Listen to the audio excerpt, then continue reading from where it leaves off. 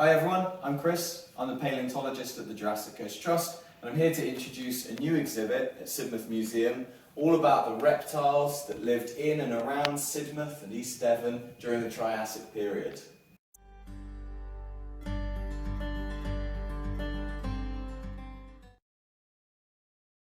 This is Bentonix sidensis, a species of rhynchosaur that was discovered east of the River Sid. This is a replica of the Bentonix sidensis skull, and we can see some really interesting features here. We can see the eye socket, and we can see this hardened beak-like structure that they used to grub around in the soil and break down hard vegetation. So this is Phorallosaurus karami. It's a new species of lizard-like reptile from the Triassic rocks of East Devon.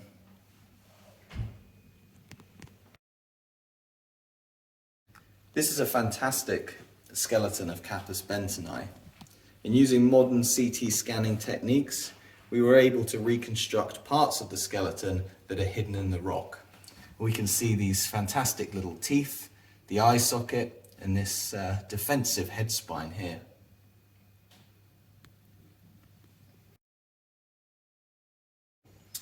These fantastic fish were found in the Otter Sandstone Formation just west of Sidmouth. And they were freshwater fish that would have lived in small lakes, ponds, rivers that dotted the desert environment.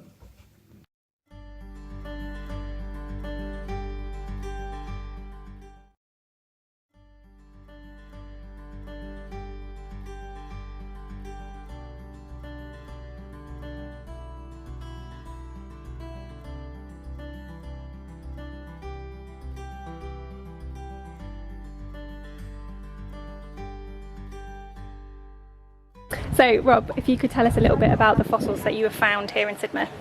Well, first of all, they're almost 250 million years old, which means they date from before the dinosaurs. And back in those days, Sidmouth was virtually attached to America because all the world's continents were all joined together in one enormous great lump. And where the town now sits was in fact a huge desert, and through the middle of which there's a river running, and that river supported life. And that they turn up on the beach with cliff falls and erosion, and now and again you do find something quite spectacular. But can you tell us a little bit about some of the fossils that are in this exhibition at Sidmouth now?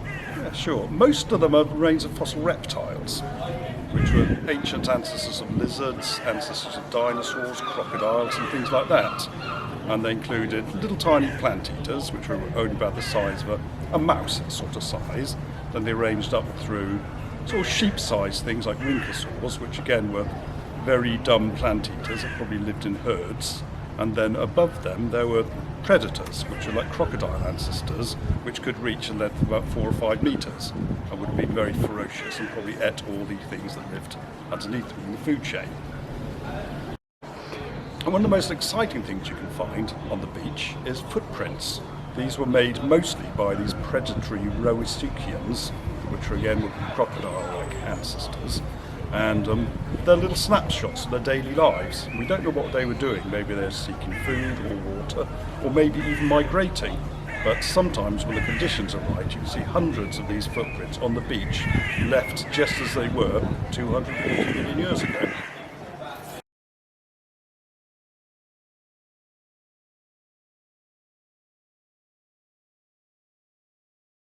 These footprints were made by creatures which were ancient relatives of crocodiles, and they lived almost 250 million years ago.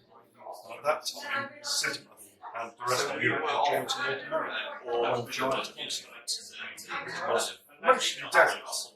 And certain areas you would get rivers which would produce ponds and lakes, and that is what these things were probably walking across, a very shallow lake. Probably in search of food, maybe some parasites, maybe, or possibly even migrating. But they left hundreds of thousands of footprints around Sidmouth. And some rock layers are just absolutely densely packed with these, going in all directions, in a particular direction, and just milling around. And nobody knows why they were doing that and what they were there for. They're just passing through. Maybe they were possibly even dying, maybe trying to escape the heat and the drought, and all congregating in a steadily shrinking lake. They are just trying to survive and survive. Story almost indicates that. It's the idea that yes, the landscape has been affected by climate, but also by the sort of other creatures that have taken things around before. So we don't know whether these were happy animals at the time, or whether they were under extreme stress and they were all trying to congregate wherever there was a tiny bit of water left, a little bit of coolness and moisture. It is that sense that every creature leaves some sort of impact, because they leave their footprints, but that's all they left. Obviously, we in our modern age as people leave more than that. Could you tell us a little bit more about how you found these specimens? Okay, yeah. These all came from the beach at Sidmouth, and about 5 or 6 years ago, they were all in solid bedrock, probably being walked across by people, and just lying there. And the way they're found is by looking very carefully at the surface of the rock and seeing tiny little bits of what look like bones sticking out. So in this case, I think there's a little bit there, there's perhaps just the end of one or two vertebrae, but enough to suggest there's something inside it. So at each point you dig out as huge a blob as you possibly can, because the last thing you want to do in this whole skeleton is accidentally chop its head off. Yeah. If you think it looks like the mugs and bones are associated as part of the skeleton, you just remove an enormous great one, check the edges very carefully, so there's nothing sticking out, then you take it away. And 90 times out of 100, you'll prepare it, and there's nothing there. So a couple of little scraps of bone or fragments that were collected. But occasionally you think, oh, there's a bone, there's another bone, etc., etc. So the first thing you do when you get it back, you have to soak it in fresh water for quite a few days to make sure you've driven all the salt out of it. Otherwise it will form crystals, which will gradually just crack and even explode the bone, because the bone's often softer than the rock itself. So you have to be very careful that there's no salt damage. And then it's a matter of carefully preparing it to see more or less what's there, which is all done under a microscope with tiny little scalpels and tools. And once you can see roughly what there is, at which point it's best to leave it, and then you can start using sophisticated technology like this scanning, which also makes it all nice and multicoloured, which is quite sweet. That's remarkable how much detail. Yeah. You can see the teeth in there. You can see all the bones that I presume are still hidden. Yeah, there's in the rock. There's a virtually entire arm which you can't see, which is actually there. And you can just about see Pardon's little toothy grin there. Oh wow, look at that. Yeah, just quite sweet. So you see it's been slightly bent and distorted. Okay. And there's the eye socket again, which unfortunately is a bit sort of eroded. And you can see little spines at the back of his head as well. A nice little spine there, probably defensive. That's remarkable. Spine head. And also its third eye, which is nice. Yeah, they're really well developed pineal eyes as well, which is again unusual, and most modern reptiles have lost them. So this is a very primitive type of creature, which may have been related to turtles, some people think. Okay. But it's definitely much more primitive than your typical lizards. Yeah. It looks rather like one. So Rob, could you tell us a little bit more about the potential of East Devon to continue to yield important discoveries and where you think, or what interesting things you think we might find in future years? Well, it's an incredibly long stretch of coastline and it's constantly eroding, so there's always going to be new fossils turning up. There's also new techniques of looking for fossils, or things that people wouldn't do in the past, such as getting samples of rock, then breaking them down in acid, and then looking through the residue for the tiny teeth and bones, which again hasn't been done a great deal. It hasn't been done at all for British sandstone. So you'll probably find that where you do get things like these little completeness, they're probably outnumbered 1,000 to 1 by little loose teeth and other fragments of rock that nobody's ever bothered looking for. So that's another area. And also, the whole sequence of the Redmond series, probably like 1,000 metres, of which only probably 10 or 15 metres have been really thoroughly studied around Sidmouth. So it could be that somewhere along some bleak cliff face, there's another little pond has been preserved or something where fossils have been washed in and nobody's even paid attention to it. So I think the potential is great.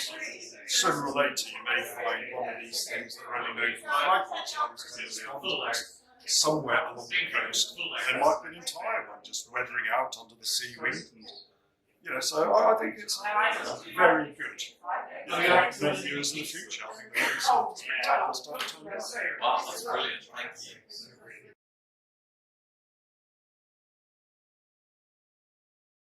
you. I've just come out of the exhibition at the Sidmouth Museum, which showcases the local finds of fossils from mainly the Triassic, and it was absolutely brilliant. Great fossils, great detail, really nice people, knowledgeable people. Well, I'm truly amazed because I knew that Sidmouth had one or two on its pieces, but this new display with so many new bits that I haven't seen before, fantastic, absolutely amazing. Hello, I'm Guy, Jurassic Coast Trust. We're here today at Sidmouth Museum. We've got our open day for our members and ambassadors, which has been a lot of fun so far. And we're showing off this absolutely incredible new fossil exhibit, which has been open for about a week here at the museum. And it's just really inspiring because I joined JCT in 2014 and the first team meeting I ever went to, my colleague Sam Scriven spoke about something called the Jurassic Coast Collection. And it was just an idea, just a twinkle in his eye at that point. And now, 8 years later, here we have the first physical manifestation of it in the form of these incredible specimens, all beautifully preserved and presented. And we've got this incredible expert on the team now, Chris Reedman, to build all the collaborative links and liaisons that are required with the various stakeholders to make this happen. And it all translates into just this absolutely incredible exhibition that is just so inspiring with these world-class specimens that are just so delicate and small. Just, can't imagine them existing in those towering red cliffs that you get by Sidmouth. The ecology of the time, the Triassic desert, is just amazing to think about. It's just so exotic and sort of lost to time. And here it is, put on show for everyone. And it's just fantastic to be able to share this with our members and our ambassadors, people who've supported us for years and years, and who are really crucial to our work as a charity. And often the work that we do is quite abstract or diffuse, or it happens across various places and doesn't always come together in a single place. But this is one of those examples where it does, and to be able to gather everyone together from various parts of the coast and beyond into this room today to celebrate our work and these incredible specimens. It's just really special. It's fantastic. I've always thought of Sidmouth as being good for trace fossils. So I'm happy by things like this little chap here. Difficult to associate what these bits are. And the fact that using the CT scanning you can see such a fantastic amount of detail about him. And you can almost see what he had for lunch, And I was going to me, to that's just fascinating. I know I've seen footsteps, like these footprints out on rocks out on the beach here, but there's so many of them here. It's great. So I think Chris has done a fantastic job. So what does it mean to Sidmouth Museum to have these fossils here? Well, this is really a great project for us to work together with Bristol University and Jurassic Coast Trust in bringing these fantastic fossils to Sidmouth, back home really, because it's where they came from originally. And are there any particular fossils that you like the most from this collection? I've known about the Rincosaurs for quite some time, but these new ones we see here, like the Feralisaurus corami, named after the finder, Bob Prawn, is really fascinating. The scientific studies that have been done to really find out more about their environment they lived in and that kind of thing. And have you enjoyed having people here today, Jurassic Coast Trust members, It's been a Rob great Coram? opportunity to show these new fossils to members of the Jurassic Coast Trust and the team at the Jurassic Coast Trust, and to meet Rob Coram himself. Yes.